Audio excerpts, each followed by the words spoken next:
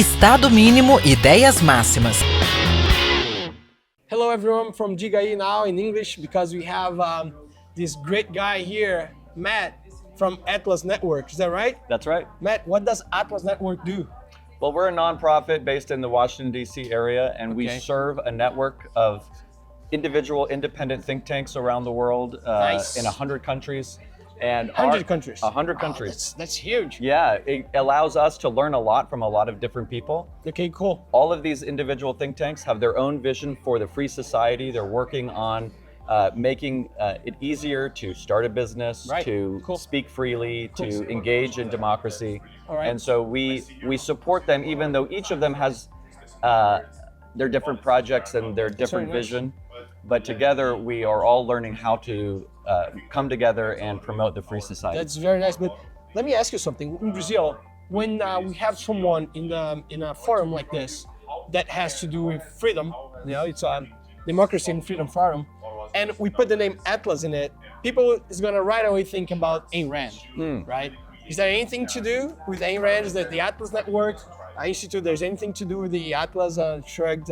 No, it isn't related to this. It isn't related, but our founder chose the name Atlas because it represents a global community of people who are looking for the roadmap to achieve the free society. Okay, that's good. So let me show you something.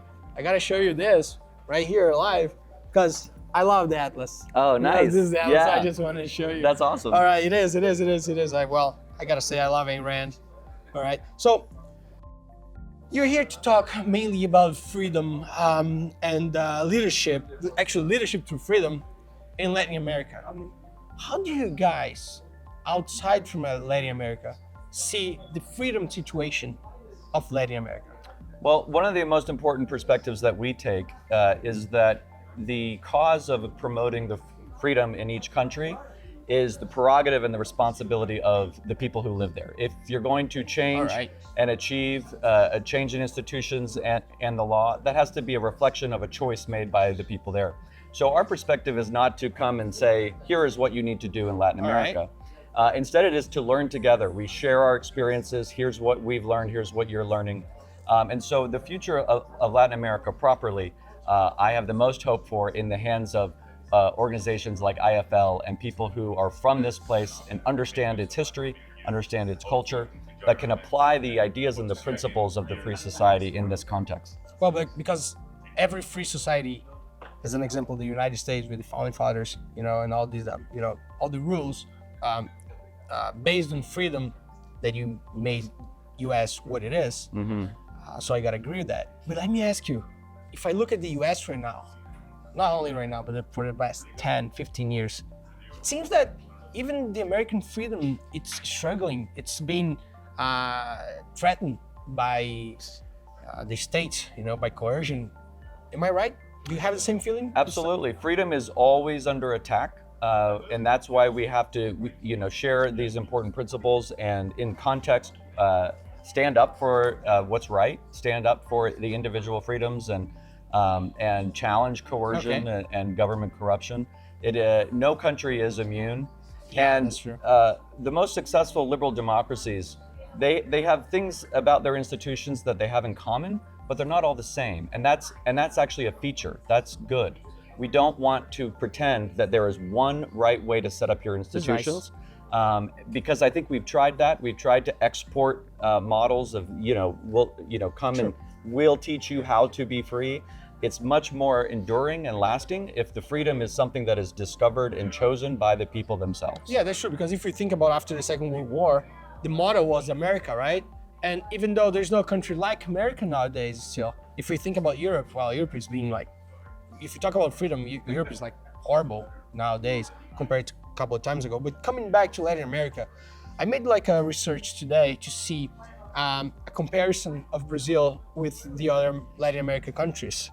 And I gotta tell you, I was surprised negatively because we are number 14 amongst basically 20 countries regarding freedom. That's horrible for us. Yeah. Well, the entire world has seen 19 consecutive years now of declining democratic norms. This is true. This is a challenge that is not unique to any one country.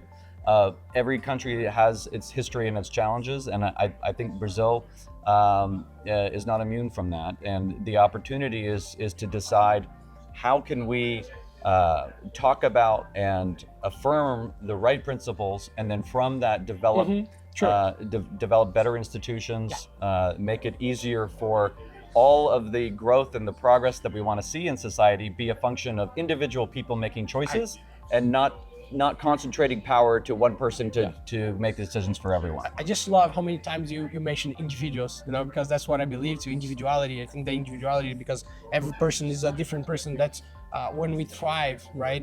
Through people, through ideas.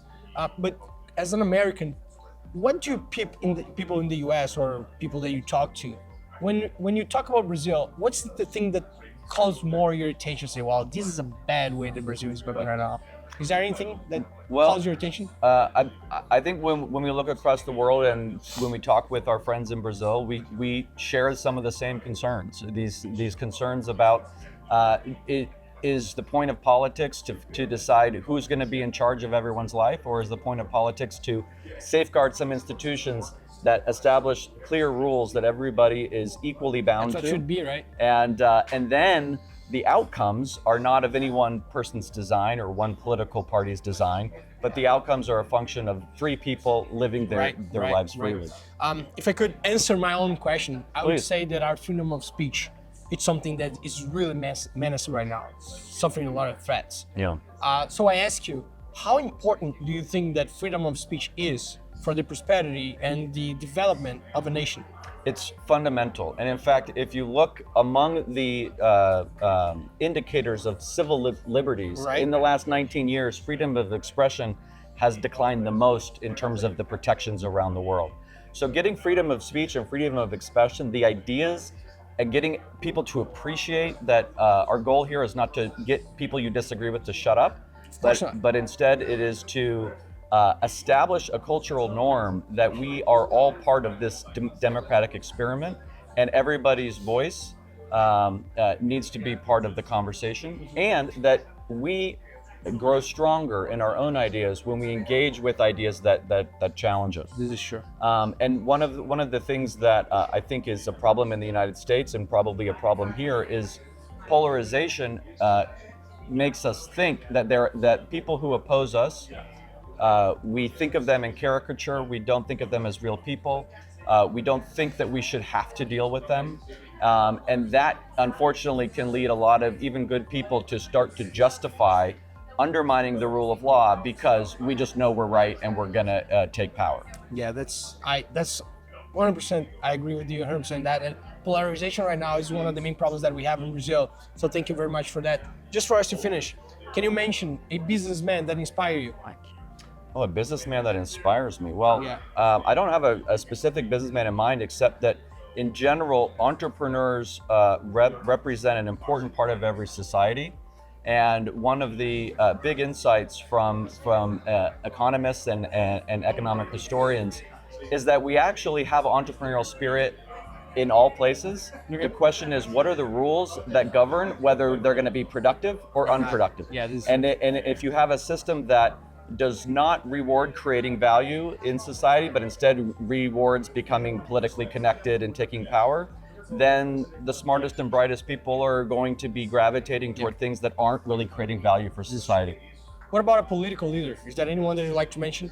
From now, from the past, dead, alive, whatever. I think any political leader who cares first about the institutions and cares about preserving and strengthening the democratic and liberal institutions that protect all of us, those are the ones I admire, not the ones who think only in terms of party. This is, 100% agree.